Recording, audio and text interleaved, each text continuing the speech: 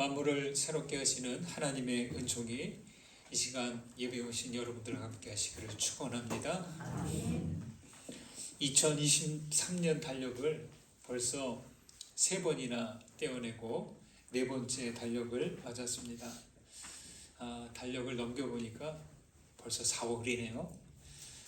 달력을 넘기면서 이번 달이 몇 월인지 어떻게 아냐면 거기에 숫자가 있기 때문이죠.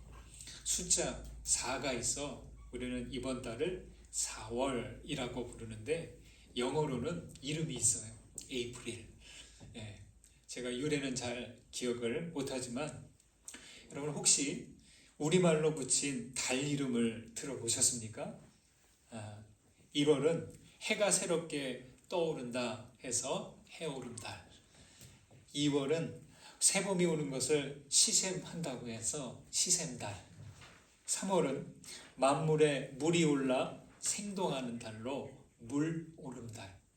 4월은 나무에 새순이 돋는다고 해서 새순달 혹은 잎새달 이렇게 부릅니다. 5월부터는 어떻게 될까요? 주거 한쪽에 제가 놓았습니다. 해오름달, 시샘달, 물오름달, 새순달. 참 이름이 예쁘고 좋죠. 어떻게 봄이 되면 물이 오르고 새순이 돋는 것일까요? 무엇이 만물을 생동하게 하는 것일까요? 그것은 모든 창조물 속에는 하나님이 숨어 계시기 때문입니다. 그럴듯하죠? 그럴듯한 게 아니라 그렇습니다. 1990년 서울에서 열린 JPIC 대회가 있었습니다. 세계 정의, 평화, 창조 질서 운동이라는 대회인데요. 그때 선언문에 이런 표현이 있어요. 친절하고 겸손하고 소중하고 깨끗한 우리 자매 강과 물로 인하여 주님께 영광을 돌려라. 강과 산은 인간의 유익을 위한 자원이 아니며 고유한 생명력을 지닌 하나님의 창조물로 신성하고 장엄하다. 이렇게 말이죠. 그렇습니다, 여러분. 하나님은 생명 그 자체이십니다. 우리가 숨쉬며 살아 움직이는 것은 내 안에 하나님이 계시기 때문이고, 봄이 되어 땅에 물이 오르고 풀과 나무마다 새순을 돋는 것, 바로 하나님이 그 속에 숨어 계시기 때문입니다. 그렇지 않고서는 이 생동하는 생명들을 설명할 길이 없습니다. 그래서 하나님의 피조 세계는 모두 신성하고 장엄합니다. 우리가 그 신성하고 장엄한 세상 속에서 살아 숨쉬고 있는 거죠. 저는 만물이 봄으로 오시는 하나님께 생동하듯 반응하는 것이 그 모두가 하나님께 열려있기 때문이라고 생각합니다. 자기 속에 생명이, 내 안에 있는 생명이 생명의 근원이신 하나님께 반응하는 거죠. 그런데 유독 우리 인간만이 봄으로 오시는 하나님께 반응하지 못하고 닫혀 있을 때가 참 많은 것 같아요. 요한복음 1장은 말씀합니다. 그 안에 생명이 있었으니 이 생명은 사람들의 빛이라. 빛이 어둠에 빛이 돼 어둠이 깨닫지 못하더라 라고 말이죠. 우리는 빛을 깨닫지 못하는 사람들이었습니다. 하지만 빛으로 오신 예수님을 만남으로 우리 안에 빛, 우리 안에 있는 생명이 깨어나게 된 것이죠. 그리스도인들은 하나님의 그 영원한 빛에 항상 열려 있어야 되는 겁니다. 이것이 닫히면 우리도 그 순간부터 어둠 속으로 들어가는 겁니다. 여러분, 그래서 일상의 분주함과 근심 걱정이 하나님의 빛을 가리지 않도록 해야 됩니다. 너무 분주해도 안 좋은 거예요. 너무 근심에 빠져도 안 되는 거예요. 왜? 그것이 하나님께서 비추시는 빛을 가려버리기 때문이죠. 세상의 거짓 이야기들과 망상들이 진리의 빛을 가로막지 않도록 하셔야 됩니다. 언제나 하나님께 열려 있어서 하나님께 생동하시는 빛의 자녀들 되시기를 간절히 소망합니다. 오늘은 종려주일이자 고난주일이기도 합니다. 사실 여러분, 고난에 대한 이야기는 하고 싶지 않습니다. 건너뛰었으면 하는 주제입니다. 고난이란 말을 떠올리는 것 자체가 너무 힘들어요. 고통스러워요. 예. 매년 만물이 생동하는 이 봄에 사순절과 고난주간을 보내야 하는 것이 좀 불편하고 어려울 수 있습니다. 하지만 우리가 이 절기를 건너뛸 수 없는 이유가 있어요. 왜냐? 우리의 믿음이 고통을 지나서 태어났기 때문이에요. 고난을 지남으로 우리는 그 과정만큼 성장해 가기 때문입니다. 여러분은 고통을 어떻게 지나오셨습니까? 다가온 고난을 어떻게 견디어가고 있으십니까? 이 시간 말씀을 통해서 고통과 고난을 마주하는 그 믿음으로 더 성숙해 가시기를 간절히 소망합니다.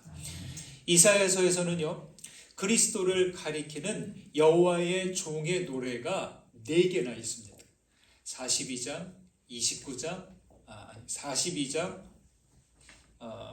49장, 50장, 53장 이렇게 4곳이나 있는데 지금 읽은 이 50장 말씀은 세 번째 종의 노래에 해당합니다. 종의 노래는 한결같이 고난받는 종, 고난받는 그리스도를 가리키고 있습니다. 오늘 말씀 4절을 보실까요? 4절 말씀 같이 읽습니다. 주 여호와께서 학자들의 혀를 내게 주사 나로 곤고한 자를 말로 어떻게 도와줄 줄을 알게 하시고 아침마다 깨우치시되 나의 귀를 깨우치시사 학자들같이 알아듣게 하시도다. 학자라는 이 번역은요, 리무딤인데 가르침을 받는 사람, 제자 혹은 학생에 더 가깝습니다. 하나님은 말하는 혀와 또 듣는 귀를 같이 주셨고, 그리고 말하기보다 좀 더 듣는 것을 강조하고 있습니다.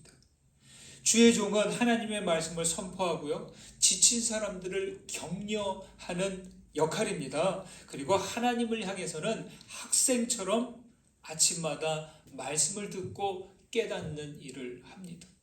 여러분, 참 이 부분이 중요해요. 목회자인 저도 말만 하는 사람이 아니라 말하는 만큼, 아니 그 이상 10배 정도는 더 하나님 앞에서 듣는 시간을 가져야 돼요. 참 그거가 잘 안 되니까 얼마나 힘든지 모릅니다. 복음서에 기록된 예수님의 말씀을 들으면 위로가 되고 힘이 됩니다. 예수님의 말씀이 위로가 되고 힘이 되는 것은요, 주님도 하나님을 듣고 귀를 깨우치신 그 말씀이기 때문이죠. 그리고 예수님께서 십자가를 견디고 죽음을 마주하셨던 것도 그 역시 그와 동일합니다. 믿음은 들음에서 났다고 하는데 이것은 우리들에게만 해당하는 것이 아니라 예수님께도 해당하는 말씀이기도 합니다. 여러분, 예수님께서 겟세마네에서 아주 그 땀방울이 핏방울로 떨어지듯이 기도하셨잖아요. 그 뭐 한 거예요? 그 시간에 하나님의 말씀을 들으신 거예요. 십자가의 순환을 감당할 수 있도록 하는 그 이유, 그 사명 회피하지 않고 그 말씀에 집중하면서 아주 그냥 목숨을 다해서 귀 기울여 들으신 거죠. 여러분, 믿음의 길을 가고자 한다면요, 학자들의 혀와 귀를 갖고 듣기와 말하기의 균형을 잃지 않아야 됩니다. 빈수레가 요란하다고 하죠. 그렇죠. 말씀을 꾸준히 담아두어야 우리의 말도 요란하지 않는 거예요. 여러분, 가정에, 집에, 욕실에 들어가면 벽이랑 바닥이 어떻게 된다? 벽이랑 바닥이, 벽이 뭘로 되어 있어요? 대부분 아마 타일이 있을 거예요. 여러분, 혹시 그 집에 있는 그 타일 벽 두드려 보셨어요? 두드려 보면 소리가 달라요. 그 타일이 이렇게 있는데 가운데 쪽을 툭툭 두드리면요, 소리가 툭툭하고 약간 둔탁한 소리가 나요. 근데 타일의 그 가장자리 쪽을, 모서리나 가장자리 쪽을 두드리면 어떤 소리가 나냐면 텅텅 소리가 나요. 그 왜 그럴 거야? 타일을 거기다가 이렇게 설치할 때 그 안에 그 접착 시멘트를 바르는데요. 이렇게 덩어리를 진채 놓고 타일을 탁 붙이는 거예요. 그러면 가운데 쪽은 붙어 있는데 그 모서리나 가장자리는 비어 있는 상태. 그래서 만약 그 타일에 나사못이라도 박으려고 하면 어떻게 해야 될까요? 빈 데는 피해야 돼요. 빈 데다 나사못을 박겠다고 막 들이나 이런 걸 하면 타일이 깨지거나 또 잘 고정이 안 되는 거죠. 말씀을 듣지 않고 말하기만 한다면 우리의 말은 타일 테두리처럼 빈 소리가 나는 거죠. 그러나 많이 들었다고 얼마든지 말해도 되는 건 아닙니다. 내 속에서 들은 말씀이 여물어가는 시간을 가져야 합니다. 말씀은 어떻게 우리 안에서 여물어갈까요? 묵상하고 생각하셔야 돼요. 여러분, 우리가 성경 말씀을 많이 아주 수십 번, 수백 번 통독할지라도 그것이 내 안에서 여물도록 해야 한다는 것입니다. 앞뒤를 살피고 이치에 맞는지 헤아려야 하고 모르면 물어보고 그리고 그 말씀으로 내 안과 바깥을 비춰봐야 합니다. 무엇보다 아침마다 들을 때 귀를 열어 깨우쳐 주시는 하나님 앞에 마주할 수 있어야 합니다. 이 과정을 거듭해 감으로 해서 내 안에 들어온 말씀은 여물어 가고 우리의 내면이 그만큼 채워져 가는 것이죠. 말씀으로 채워져 있지 않으면 우리가 말할 때 어떻게 돼요? 그 소리가 텅텅 빈 소리가 나는 것이죠. 여러분, 그런데 세상은요, 우리가 하나님을 마주하지 못하도록 회방한다는 거예요. 참 얼마나 우리를 바쁘게 만든지 모르고 얼마나 우리를 정신을 흐트러 놓는지 모릅니다. 오늘날은 전 세계가 실시간으로 뉴스와 운동 경기를 보여줍니다. 그래서 곳곳에 걸린 모니터를 통해서 쉼없이 뉴스와 광고를 보여주잖아요. 드라마와 영화 등을 보지 못하게, 보지 않고는 못 배기게 하잖아요. 잠에서 깨어나는 순간부터 잠들 때까지 우리 손에서 이 휴대폰을 내려놓지 못하게 합니다. 우리의 눈과 귀를 한시도 쉬지 못하게 합니다. 여러분, 무섭지 않습니까?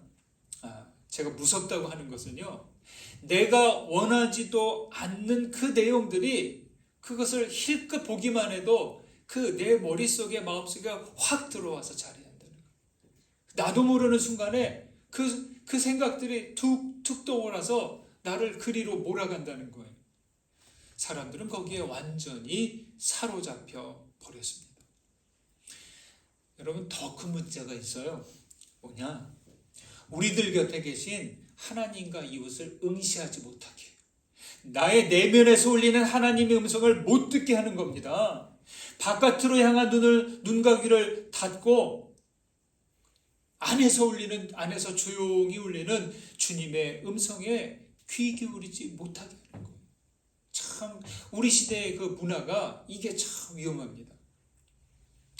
모세가 하나님의 음성을 언제 들었어요?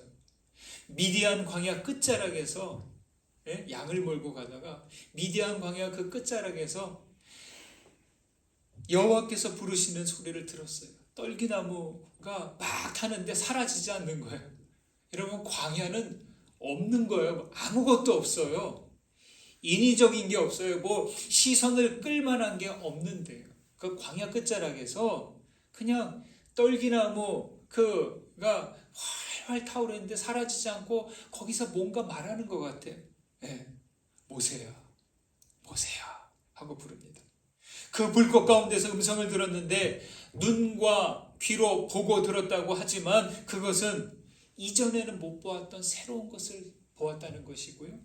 귀가 아니라 모세의 내면, 마음을 통해서 들리는 소리였다는 거예요.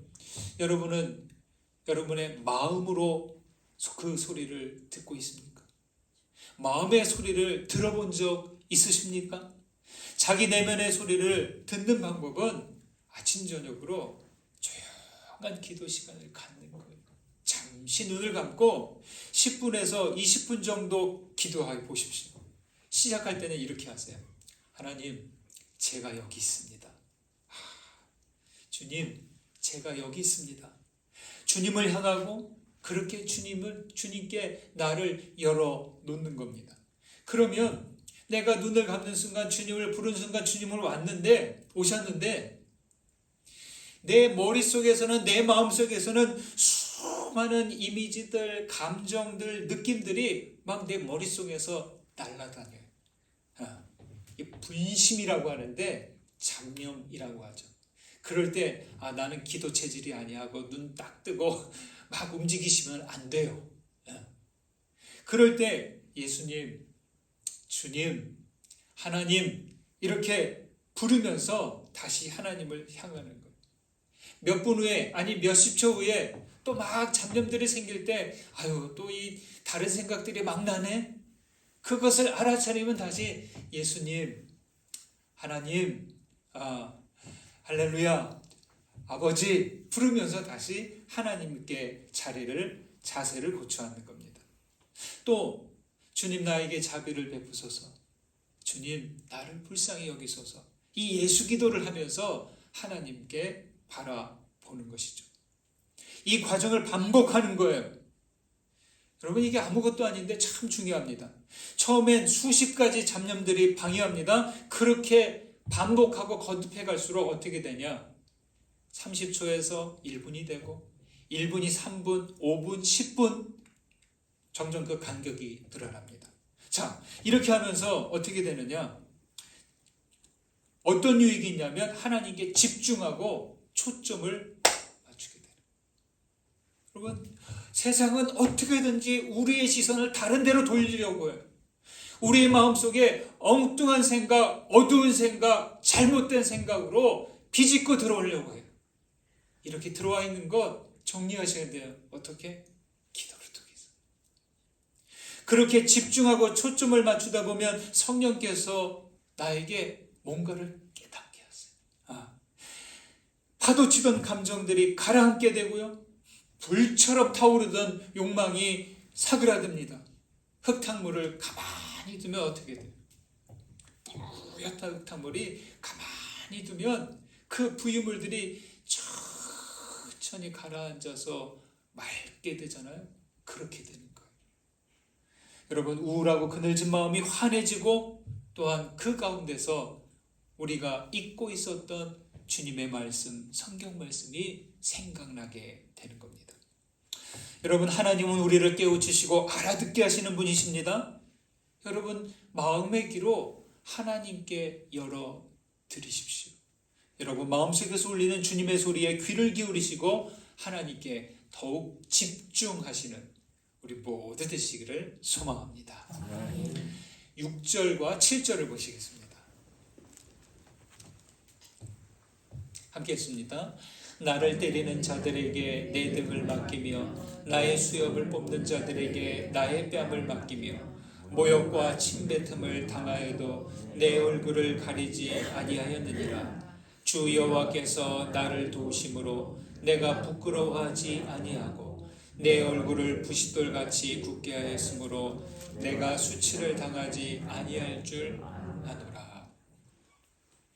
이 부분은요, 주의 종이 고난당하는 모습을 사실적으로 그리고 있습니다. 대적이 나의 등을 때려요. 찰싹찰싹.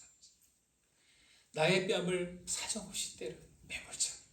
수염을 팍 뽑아요. 여러분, 이게 무슨 행동이에요?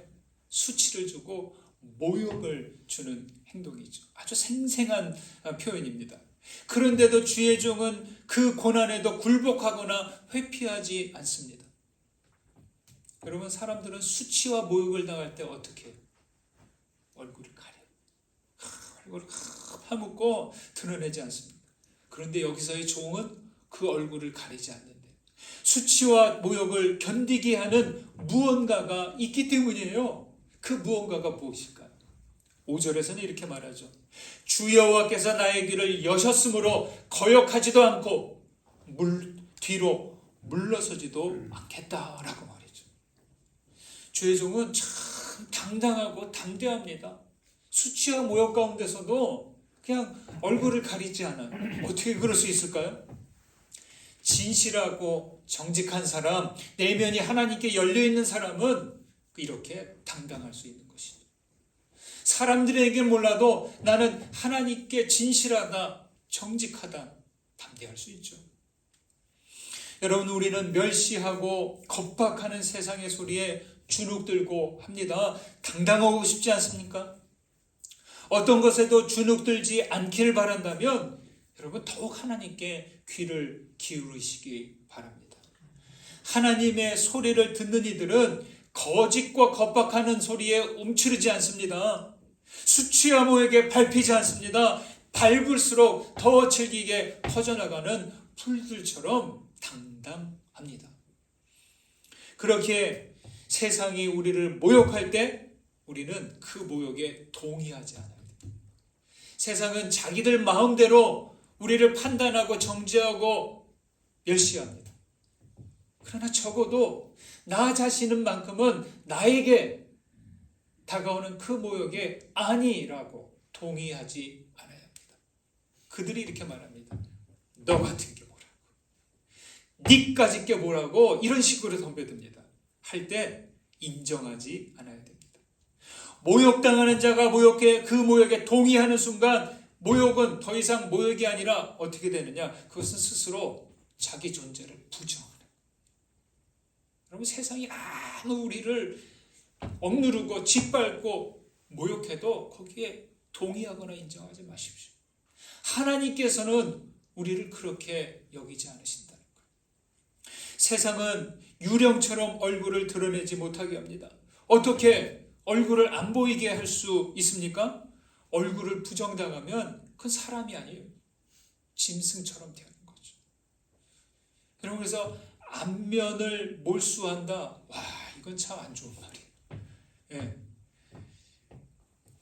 당신 얼굴 다시는 안 보겠어. 이거는 참 심한 표현이에요. 예.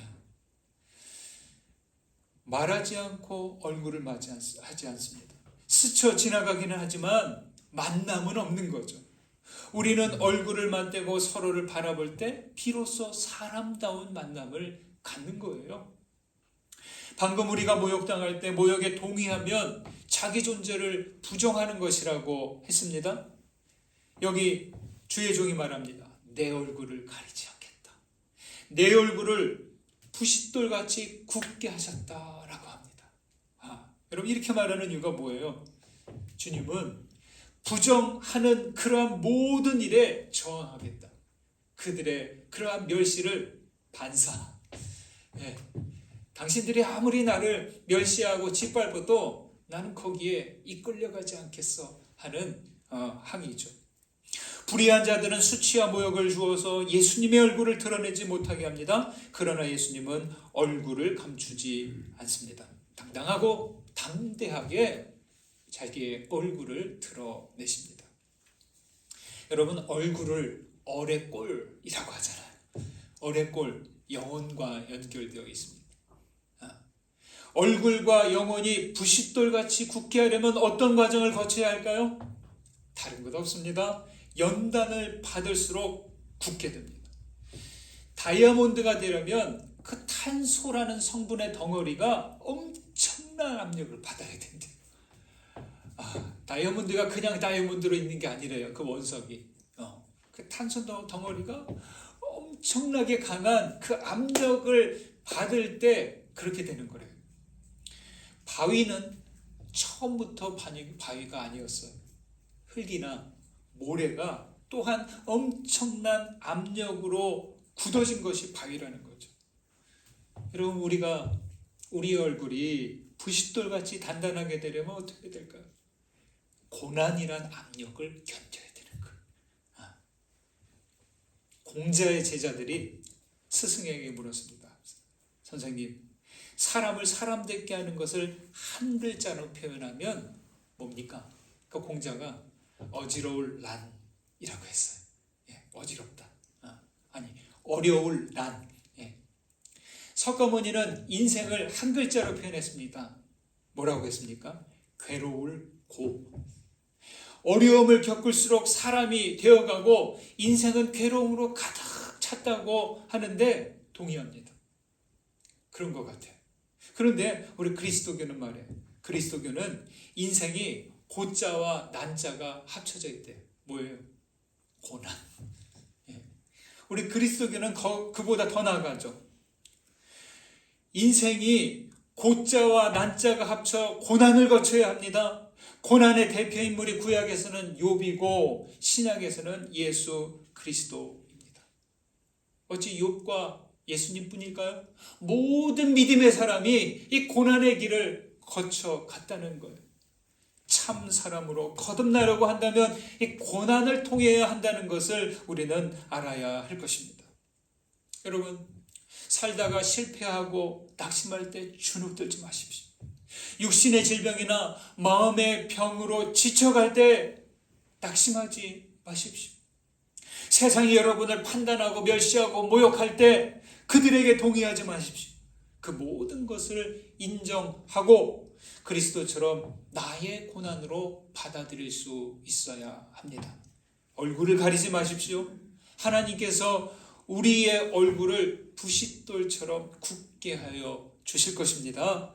우리 믿음은 그냥 믿음이 아니라 십자가의 신앙으로 나아가야 됩니다.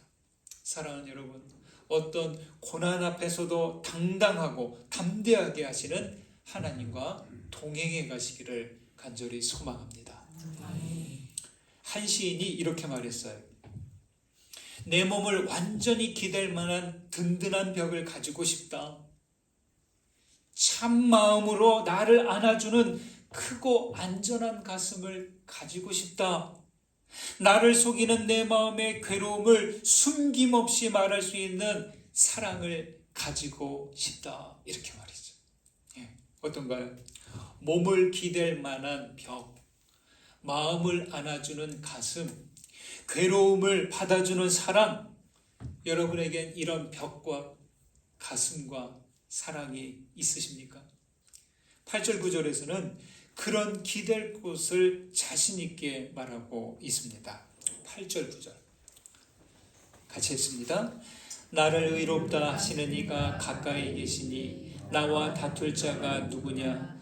나와 함께 설지어다. 나의 대적이 누구냐? 내게 가까이 나올지어다. 보라, 주 여호와께서 나를 도우시리니 나를 정죄할 자 누구냐? 보라, 그들은 다 옷과 같이 헤어지며 조비 그들을 먹으리라.